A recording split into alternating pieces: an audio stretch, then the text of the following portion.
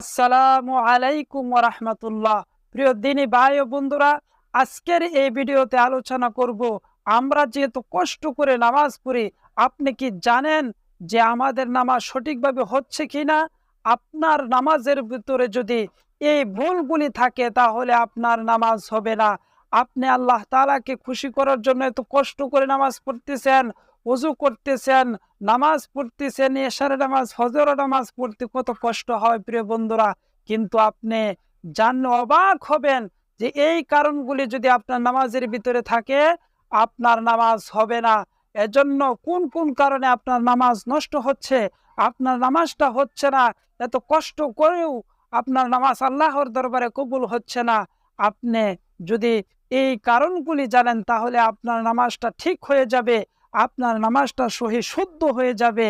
আর যদি এই কারণগুলি আপনার নামাজের ভিতরে থাকে তাহলে আপনার নামাজ জীবন ভরা পড়বেন, কোনো নামাজ আল্লাহ তাআলার দরবারে কবুল হবে না। তো প্রিয় দর্শক শ্রোতা, আজকের এই ভিডিওতে আমি আপনাদেরকে বিস্তারিত আলোচনা করে শুনিয়ে দেব কোন কোন কারণে আমাদের নামাজ হচ্ছে না, আমাদের দোয়া কবুল হচ্ছে না। আমাদের নামাজ যদি কবুল না হয় তাহলে কিন্তু আল্লাহ তাআলা আমাদের প্রতি নারাজই থেকে যাবেন। কারণ হাদিসের মধ্যে এসেছে, কেউ যদি নামাজটা সঠিকভাবে পড়ে তাহলে ফেরেশতারা এই নামাজটাকে নিয়ে আল্লাহ তাআলার দরবারে হাজির করেন। আর যদি নামাজটা সঠিক না হয় তাহলে এই নামাজটা একেবারে বিভিন্ন ধরনের বাজে পুতলা হয়ে আল্লাহ তাআলা তার মুখের উপর নিক্ষেপ করেন।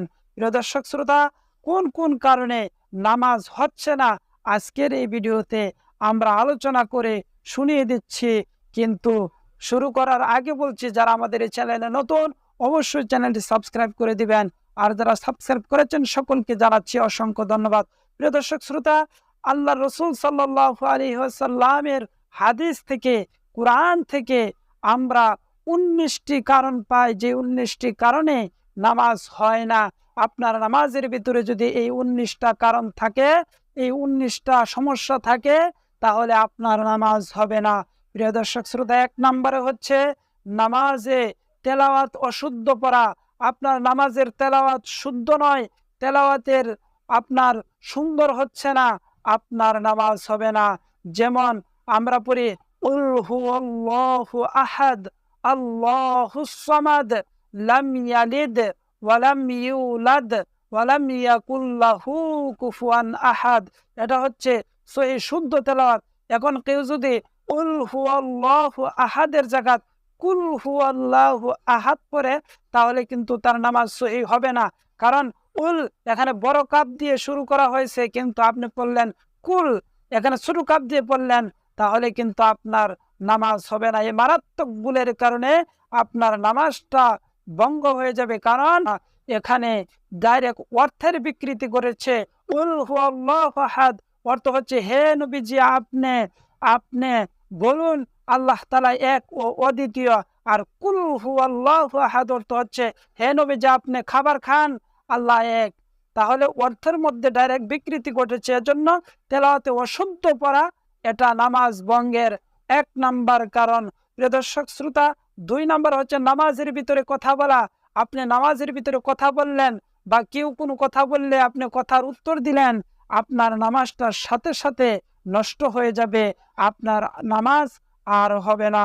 প্রিয় দর্শক শ্রোতা, 3 নাম্বার হচ্ছে কোনো লোককে সালাম দেওয়া।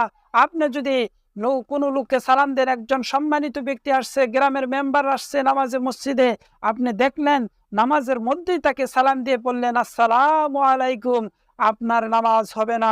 প্রিয় দর্শক শ্রোতা, এরপরে বিপদে অথবা বেদনা আপনি নামাজে বুঝলেন যে আপনার প্রতিবেশী মারা গেছে অথবা আপনার বাবা মা মারা গেছে, আর আপনি নামাজে ইসি শব্দ, বিভিন্ন ধরনের দুঃখসূচক শব্দ উচ্চারণ করলেন, আপনার নামাজ হবে না। প্রিয় দর্শক শ্রোতা, এরপরে 6 নম্বরেতে বিনা উজুরে কাশি দেওয়া।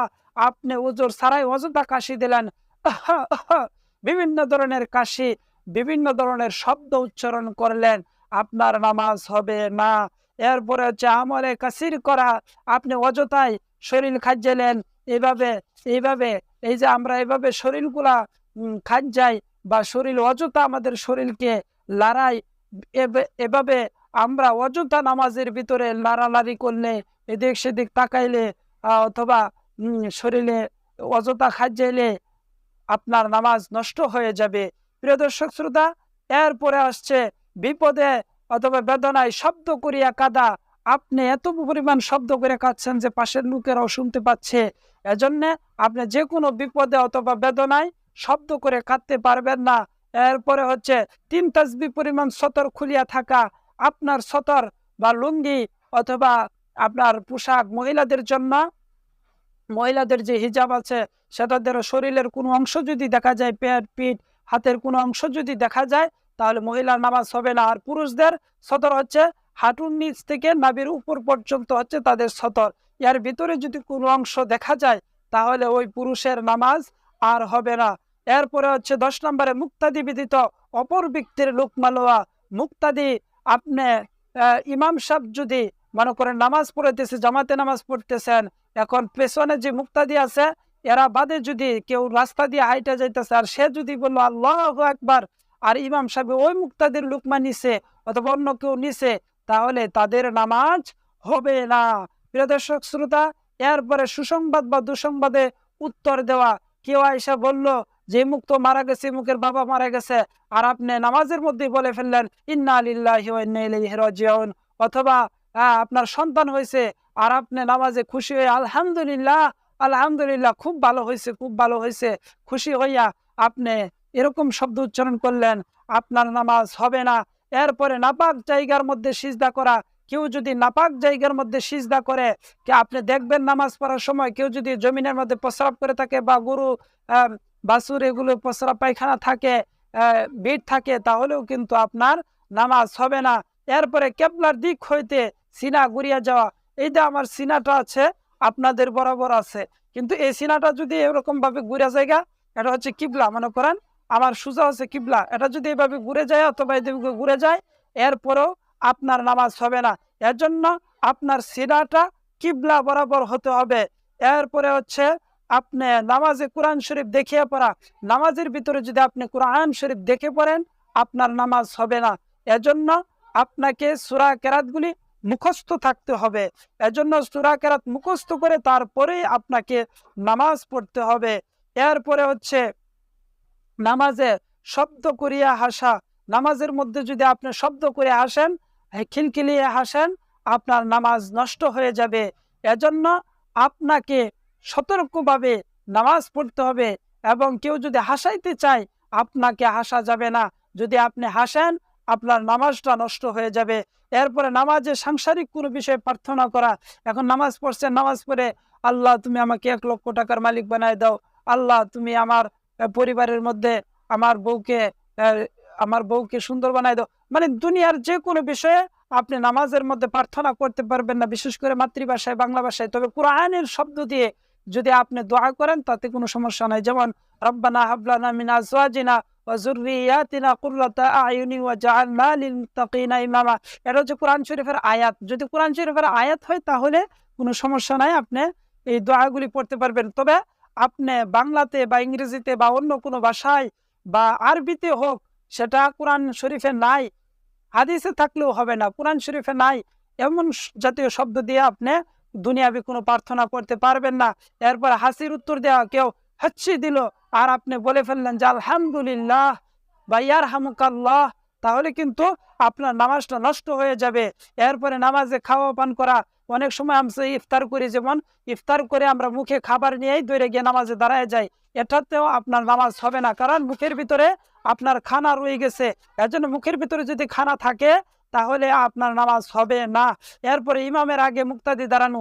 অনেক সময় দেখা যায় ইমাম যদি ওজনী মানুষ হয় তাহলে দেখা যায় ইমামের আগেই অনেক মুক্তাদি দাঁড়ায় যায়। প্রিয় দর্শক শ্রোতা, ইমামের আগে যদি কোনো মুক্তাদি দাঁড়িয়ে যায় তাহলে তার নামাজ হবে না। প্রিয় দর্শক শ্রোতা, এই যে 19টি কারণের কথা আমি বললাম, এটি কোরআন এবং হাদিস থেকে এই 19টা কারণ বের করেছেন ফকিহগণ। ফকিহগণ এই 19টি কারণ উল্লেখ করার পরে বলেছেন যদি এই 19টা কারণ আপনার নামাজের ভিতরে থাকে, এই নামাজের ভিতরে থাকলে আপনার নামাজ হবে না। এজন্য প্রিয় দর্শক শ্রোতা, আজকের এই ভিডিওতে আমরা জানলাম এই 19টি কারণ। আমরা 19টি কারণ যেন আমাদের নামাজের ভিতরে না থাকে, আল্লাহ তাআলা আমাদের সেরকম ভাবে নামাজ পড়ার তৌফিক দান করুন এবং নামাজটা সহি শুদ্ধভাবে যেন আমরা পড়তে পারি। এজন্য সকলে আল্লাহ তাআলার কাছে দোয়া করবেন। আর এই 19টা বিষয় সকলে জানবেন। প্রথমেই হচ্ছে নামাজে অশুদ্ধ পড়া।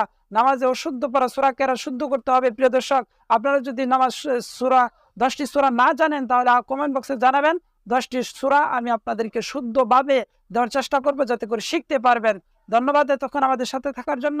আল্লাহ হাফেজ।